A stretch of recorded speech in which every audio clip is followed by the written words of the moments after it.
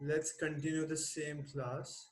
Okay, so I'll start sharing my screen with you. Okay, so here I go. Here I go. Here I go.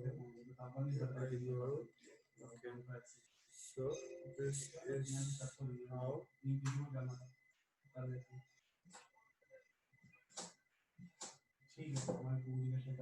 Okay. Why it is like that? Mm, so here I go. Okay. Here I go. So this is. So we were understanding globalization, right? So it's because of globalization we are so much connected, right? It's because of globalization the entire world is connected because now is my sound coming right? Okay. So globalization is because of the interlinking of regional, national, and international markets, right? It's mixing of global with local culture, right?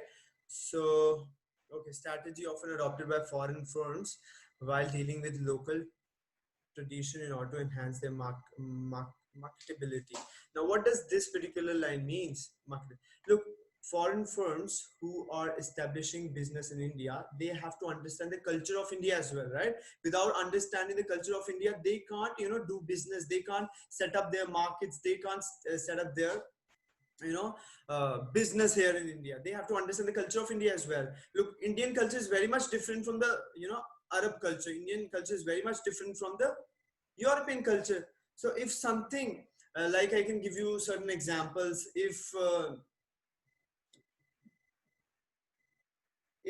There are two kind of, if suppose there are two countries in India, in India certain things can be sold, but in Arab countries certain things can't be sold. I can give you example like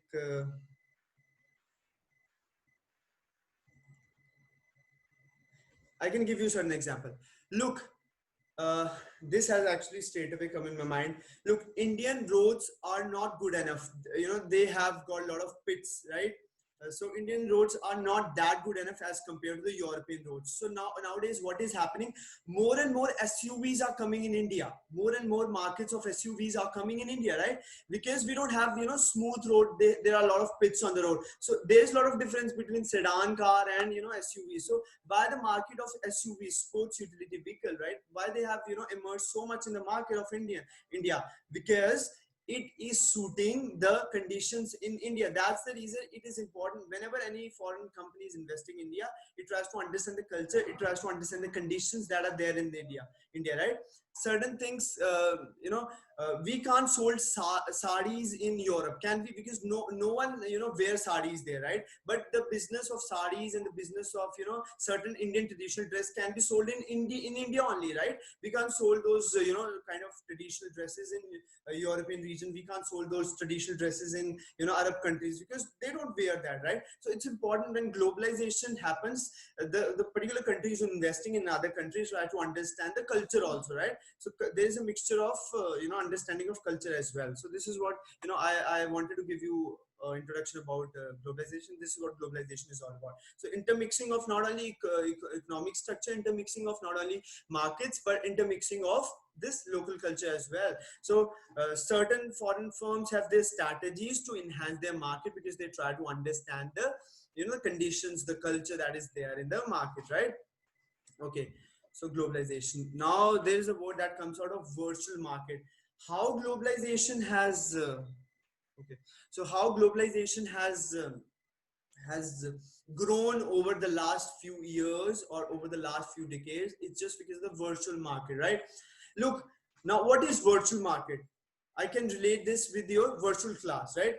Virtual means something which is very close to actual, right? Now I'm taking your class. This is a virtual class, right?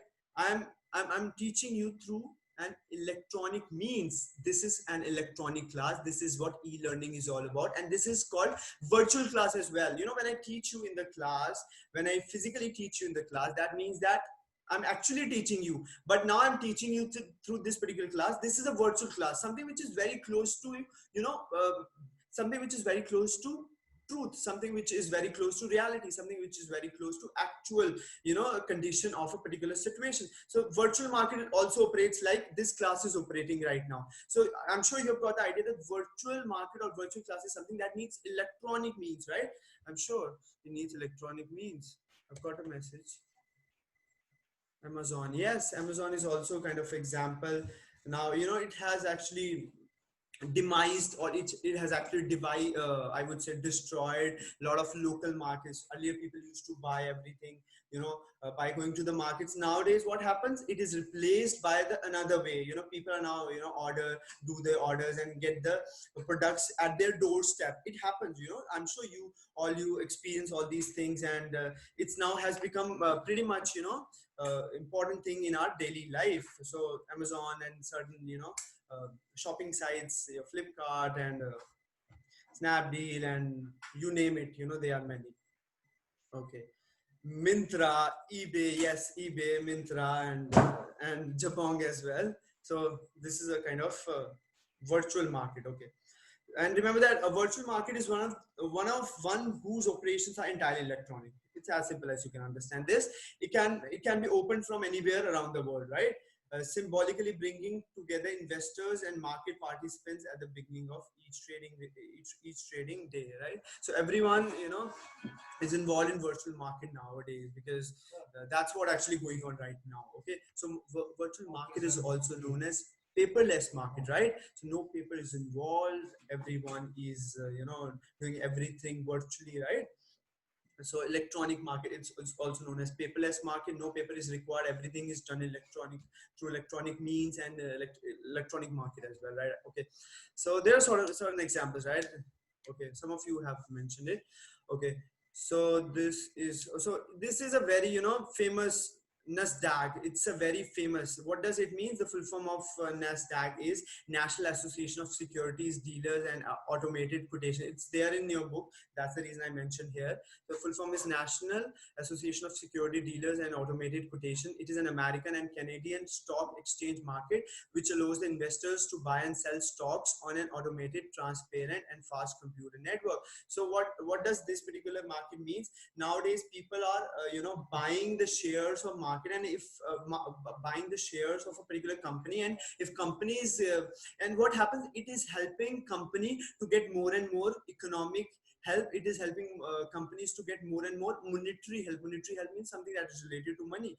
Okay, so more and more companies are getting a lot of profit, because more and more people are investing, and more and more people are buying shares. And if company is getting profit, then what happens, the people who have bought the share, they also get the profit. If a particular company is not doing well or is going through a loss period, then the investors that are there investing in buying the share, they also do what, they also get into the loss, right? So this is what happens. So I'm sure now you have understood this example. So there are a lot of examples that you can give for virtual market. Okay, so virtual market is actually something that is related to the globalization. Isn't it a part of a globalization? Yes, it is a part of globalization. Okay, so okay, globalization, look, in your book it was you know, it was the globalization concept was given in a very vast way. Look, I've tried to, you know, I've tried to make it as compact as I can. I've tried to make it as concise as I can, so that you can get the, you know, the important things, or the things that you need. You are definitely going to get it out of these 2-3 slides. Otherwise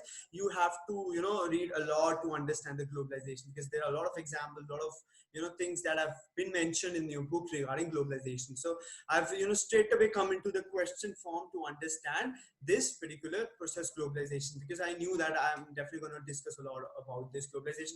And this is question of your book number of obviously this is a question 8 of your textbook. Okay, so I have taken a little bit from somewhere, and I've added my own also, my own explanation also, so that you can get the best, you know, answer from question here of this particular question. So what are some of the processes included under label globalization? So what are the processes that come under globalization? In the era of globalization, the world is becoming increasingly interconnected. I don't think I need to explain it. I'm needless to explain this line. I think like that. There interconnectedness are not only economic but also cultural and political. So cultural political connectedness is also there, not only economic, right? This is how you write answers. The process of globalization involves a number of trends, especially in increase of international movement. So when globalization is there, international movement is also there. Many companies are coming in India investing, right? Earlier there was only a one company in the automobile, like Maruti Suzuki was only there. Nowadays many companies have come in, right? Hyundai has come in. Hyundai has grown a lot over the last few years. Now it is giving a lot of competition to the our Indian automobile country, that's Maruti Suzuki. Maruti Suzuki has discontinued all its diesel engines. Why? Because they don't have that technology to to come out successful with diesel engines. But look at the other companies, especially Hyundai. They have come up with diesel engines, and many other countries, many other companies, they have come up with the good technology, right? Because they are investing a lot, and it's because of the globalization, right? So globalization is actually connecting the entire world, right? There are a lot of examples that you can understand under this particular concept, right? The process of globalization involves a number of trends, right? Especially the increase in international movement and of commodities, money, information, people, and development in technology. So I've already told you that people of US are using Apple iPhone, and we are also using, right? So now globalization has made everything interconnected, right? The main feature of globalization is the increasing extension. So extension has increased, the area and the area is actually extended. The extension, globalization has actually extended our approach. That's what I wanted to use here. Extended our approach, extended the approach of other countries as well, to to come and invest in the different markets. And integration of markets, obviously I've told you, interlinking of local, regional, national, international. This is what integration or uniting feature of globalization is all about around the globe. It means that the changes in the market is one of the globe and may profound impact somewhere else far away. So I've already told you that if someone has invested in buying share in a company, if company has got profit, then the person who is invested is also going to get profit out of this. But if a country if a company is going through loss, then investors are also definitely going to get loss. So this is a kind of example. So deep profound impact means deep impact. How a particular company is performing, it is going to have a deep impact on all the people who have bought the shares, all the people who have invested in that particular company. For example, India's booming software industry may face a slump if the US economy does badly, as happened after the 9/11 attacks on the World Trade Center in New York, leading to loss of business and jobs here. So what happened? There was a World Trade Center. There was a World Trade Center that was there in New York, US. And what happened? There was an attack that happened there in 9/11.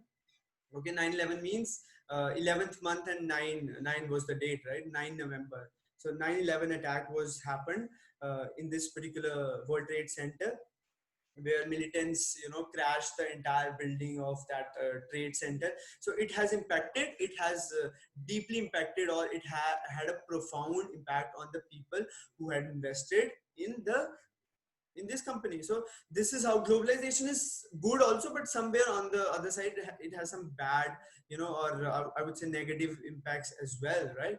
So under globalization, this was a good example. Under globalization, not only money and goods but also people and culture products circulate rapidly around the world. I'm sure you can understand this. Pushkar fair is the biggest casual market in India, where camels, buffaloes, cow and cattle are sold and bought.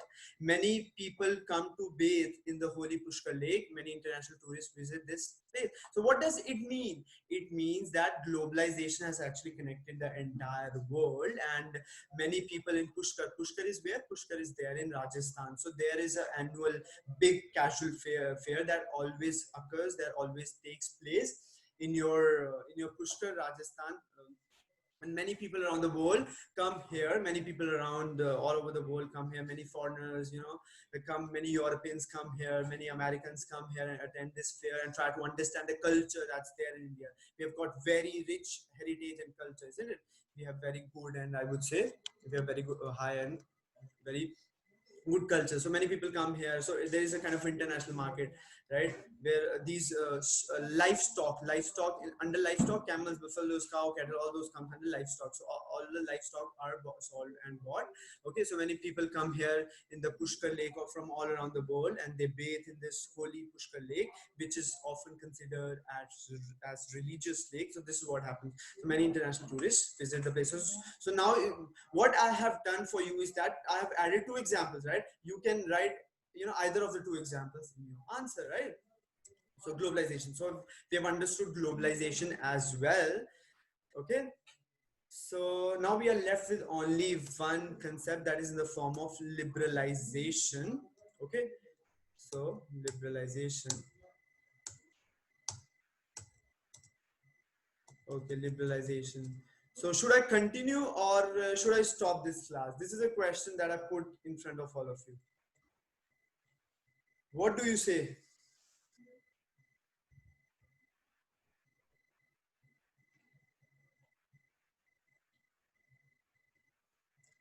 What do you say? Tell me.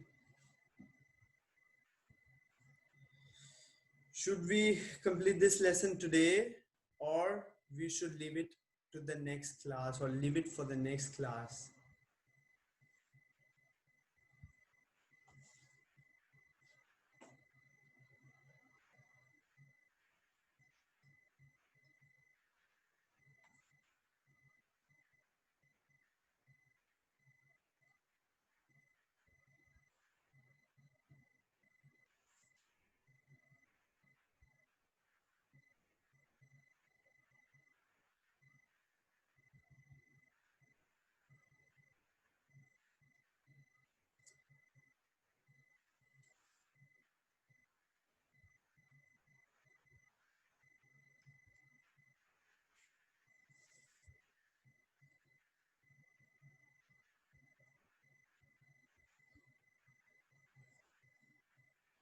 Even I also want to ask all these questions, that where are rest of them?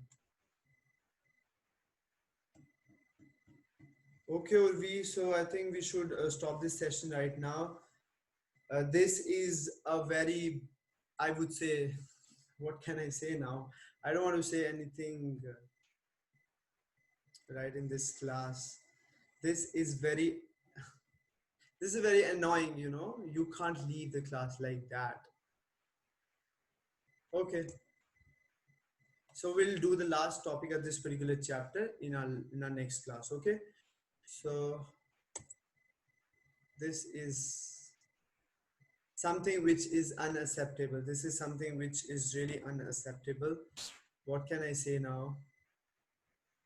Okay. So who is there in the class? So Archita and Urvi. Okay.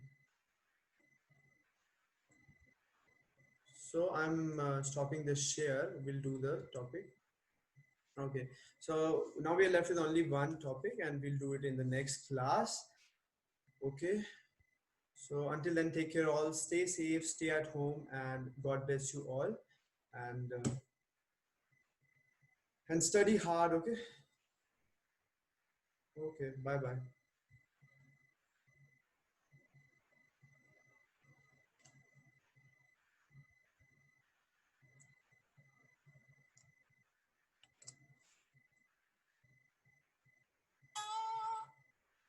Take care. Okay. You too. You too, V. Okay. Bye bye. Take care all.